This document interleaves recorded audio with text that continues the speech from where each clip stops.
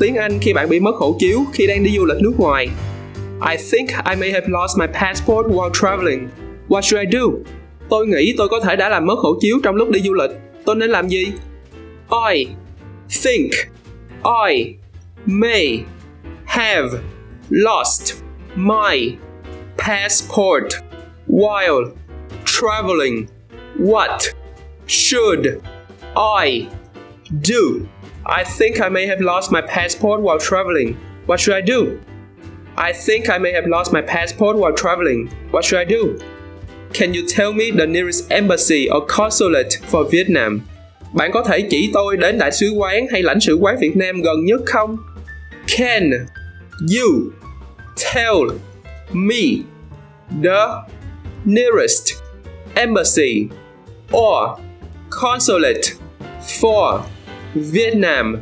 Can you tell me the nearest embassy or consulate for Vietnam? Can you tell me the nearest embassy or consulate for Vietnam? Do I need to file a police report before I can get a new passport? Tôi có cần phải báo công an trước khi làm hộ chiếu mới không? Do I need to file a police report before I can get a new passport?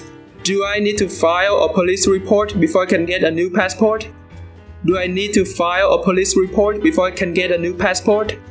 Is it possible to get a temporary passport here so that I can continue my trip? Tôi có thể làm hộ chiếu tạm thời ở đây để tiếp tục chuyến đi của tôi được không? Is it possible to get a temporary passport here so that I can continue my trip? Is it possible to get a temporary passport here so that I can continue my trip? Is it possible to get a temporary passport here so that I can continue my trip? What documents do I need to bring to apply for a temporary passport? Tôi cần mang những giấy tờ gì để làm hộ chiếu tạm thời? What documents do I need to bring to apply for a temporary passport? What documents do I need to bring to apply for a temporary passport? What documents do I need to bring to apply for a temporary passport? How long will it take to process a temporary passport application? Mất bao lâu để xử lý hồ sơ xin hộ chiếu tạm thời? How long will it take to process a temporary passport application? How long will it take to process a temporary passport application? How long will it take to process a temporary passport application? Will I be able to fly with a temporary passport? Liệu tôi có thể bay với hộ chiếu tạm thời không?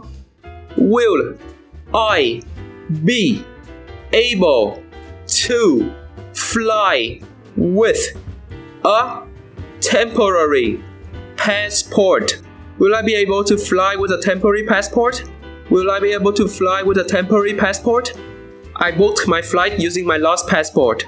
Will that cause any problems with flying on the temporary one? Tôi đã đặt vé máy bay bằng hộ chiếu bị mất của tôi. Liệu việc đó có gây ra vấn đề gì khi bay với hộ chiếu tạm thời không?